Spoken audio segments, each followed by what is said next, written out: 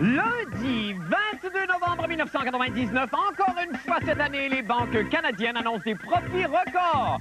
C'est bien pour dire, hein? Il paraît que même la banque de sperme nage dans les surplus. Et le point J perd les cassettes du gala du plus bel homme. Ah, les chanceux, moi j'ai tout fait pour perdre la cassette de notre émission d'aujourd'hui. Rien à faire, vous allez la voir pareil. Oh, bonne fin du monde et bon début de semaine, mesdames et messieurs. Tout d'abord, des nouvelles de moi. C'était ma fête en fin de semaine. Yeah! Mais j'étais quand même un peu triste qu'on ne m'ait pas donné le rôle de Maurice Richard dans la série du même nom. On m'a préféré Roy Dupuis. Le seul comédien québécois qui possède la faculté de tenir un bâton de hockey dans une mini-série de 3 heures sans cligner des yeux une seule fois. C'est fort, ça!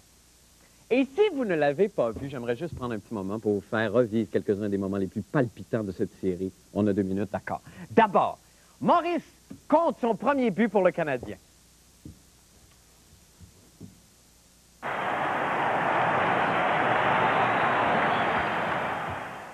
bon.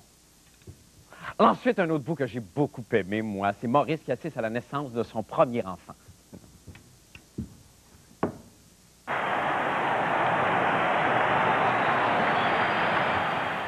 Évidemment, enfin, évidemment, ça, c'est un grand moment, ça. Le grand moment de la carrière de Maurice, l'émeute du Forum.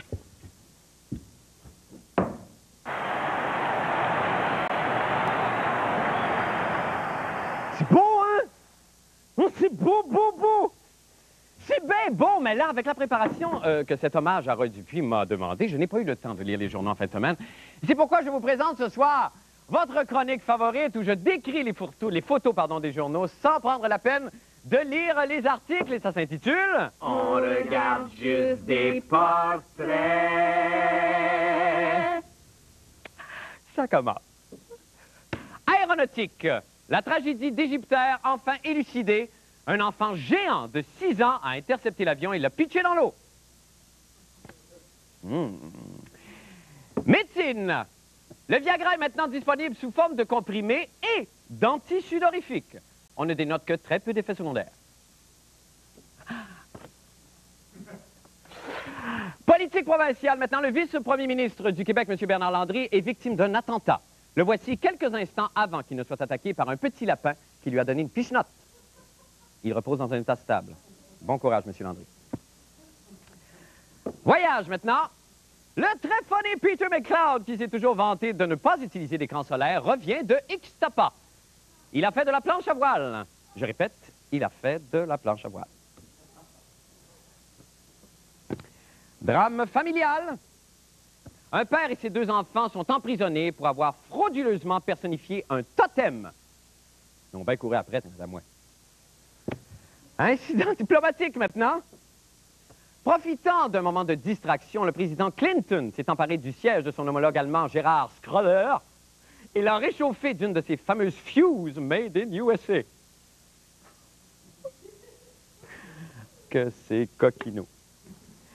Technologie.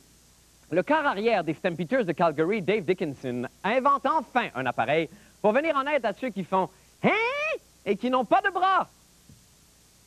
Hein? Bravo, M. Dickinson. Horreur, maintenant. Eh bien, c'est prouvé, les jeunes vampires jouent du piano par en arrière. C'est bien pour dire, hein? Alimentation. Pour le nouveau millénaire, la cage au sport lance ses méga ribs. C'est du thorax, ça, monsieur. J'aimerais pas voir la towelette qui va avec ça. Je répète, Peter McLeod a fait de la planche à voile. Phénomène sportif, digne d'un conte de fées.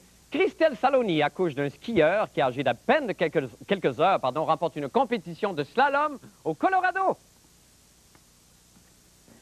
Phénomène sportif, deuxième partie.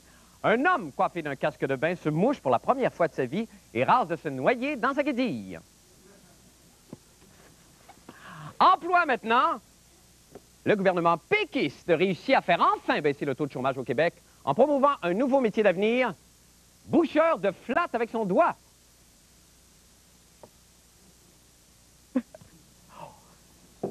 Mobilier. Voilà ce qui arrive lorsqu'on épluche un lit à ressort avec son rotéto. Passez-vous le mot, les jeunes? Faune, maintenant. Attention! Ah, ce n'est pas un vrai tigre. Faites attention, pareil, monsieur. Miracle de la nature! 5 de ces femmes ont un pénis. Devinez lesquelles? Sitcom, maintenant. La sympathique comédienne Sylvie Moreau de la série Catherine présente enfin sa sœur jumelle, Mademoiselle Dany Verveine. Et enfin, terminons avec hommage. La comédienne Louise Marleau et le chanteur Claude Dubois assistent au dévoilement de leur statue de cire au musée de Madame Tussaud. C'est très réussi. Très réussi. Alors, c'est tout pour ce oisif segment. On regarde juste des portraits. Maintenant, pour les nouvelles de la fin du monde. Bon, ça, évidemment, me semblait aussi. Et le Point J a perdu ses cassettes et offre 1000 $ à qui les rapportera. Ça, je savais que ça arriverait, hein. À chaque fois que je croisais Judy, moi, j'y disais, Judy, tu vas perdre tes cassettes? Maudite folle! Elle m'écoute pas! Hein? Mais c'est bien bon! Mais ayez pas peur, non, cela ne se produira jamais ici. Oh non, Madelon! Et pourquoi? Parce qu'après 3 ans d'expérimentation, essais-erreurs, avec toute l'équipe ici, on a développé une technique afin de ne pas égarer les cassettes. Et là, bon, je vais vous donner un petit truc du métier que vous apprenez juste si vous faites un doctorat en communication. Et encore, un truc qui s'appelle, retenez bien le nom, ça pourra vous servir éventuellement, tenir la cassette dans ses mains.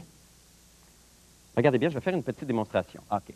Alors, c'est un petit peu compliqué, mais vous allez voir, avec la pratique, ça vient tout seul. Mettons que j'ai la cassette de l'émission de ce soir et que je dois, pour une raison X, partir avec. Avant de partir, moi, là, je m'arrange pour tenir la cassette dans mes mains et regarder comme par magie, la cassette va venir avec moi. Je vais à droite. Est-ce qu'il y a la cassette? Je vais à gauche.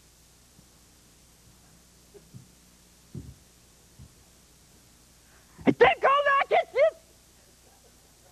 Annecy! Je pourrais à la cafétéria. Elle viendra avec moi. Parce que je sais, mais... Et ça fonctionne aussi bien avec les cassettes VHS que bêta, hein? C'est quelque chose quand même. En attendant, pour venir en aide à nos pauvres collègues de TVA, nous avons mis notre plus fin limier, Jean-René Dufort, sur le cas des cassettes perdues. On écoute.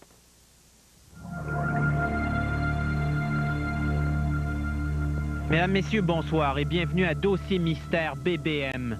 Ce soir, l'histoire troublante d'un homme qui oublie ses cassettes du Point J sur le toit de sa voiture. Pourquoi? Cet homme dont parlent tous les journaux ce matin, c'est le réalisateur Marc-André Chabot. C'est lui qui prétend avoir perdu les cassettes du Point J de demain. Je suis arrivé pour faire mon montage hier, j'arrivais de tournage, alors je débarquais d'une voiture pour déposer des choses dans mon véhicule. J'avais plusieurs sacs et puis j'ai ouvert, j'avais besoin d'une 3e main pour ouvrir la porte, je ne l'avais pas, donc j'ai déposé le boîtier de cassette juste au-dessus de la porte. J'ai ouvert les portes, j'ai rentré les choses, tout ça, et là, j'ai changé d'idée. J'ai dit, au lieu d'aller directement monter, je vais aller m'acheter un café. Alors, quand on fait ça, on perd notre plan initial, j'ai refermé la porte, puis je suis parti en voiture. Et on le voit sur les caméras de sécurité de la TVA. Dès que je sors du stationnement, puis je tourne à droite, le boîtier avec les 6 cassettes tombe dans la rue. Et le mystère commence là. Fait troublant, Marc-André Chabot est aussi cet arnaqueur, anciennement à la solde des Bleus Poudres, qui avait trouvé le numéro de téléphone du pape.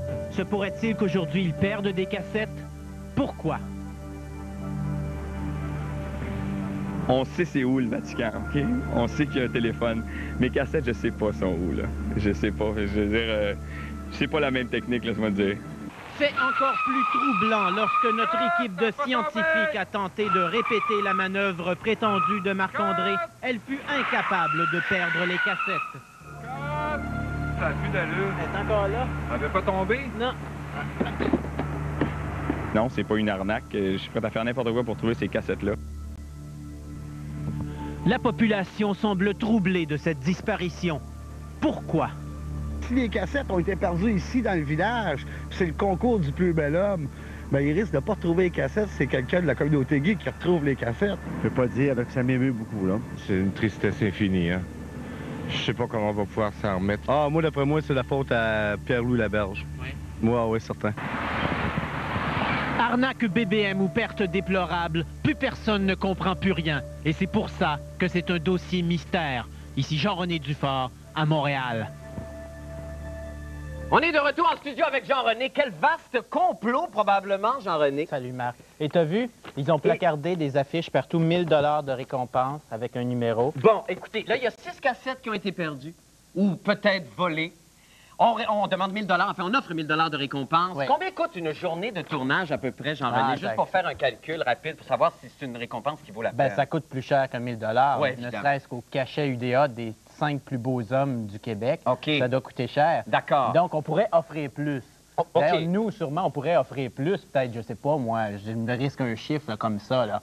Risqué? 15-20 000 $. Non, peut-être moins que ça. Risqué moins. 1200 $. Ouais, genre 1005, mettons. 1005. On s'entend 1005. Juste pour prendre les cassettes puis les faire bouillir, tu sais, dans une espèce de chaudron à blé d'Inde. Ah, mais c'est incroyable. Donc, si on vous rapporte les cassettes à vous plutôt qu'au point J, c'est ça, vous allez offrir 1500 $, c'est Oui, ça? que vous bon, on dites, les là? revendra 2000. On les revendra 2000 pour le point. pour OK, faire un parfait. voyage. Ben, merci beaucoup. C'est une très bonne idée. Merci infiniment, Jean-René. Oui. On se laisse là-dessus? Oui. On peut envoyer les cassettes ici, donc, à Oui, Cap-Saison? téléphoner ou envoyer les cassettes. 271 Communiquez avec nous sur notre site. 3535. C'est quoi D'accord. le poste de Dominique, la productrice?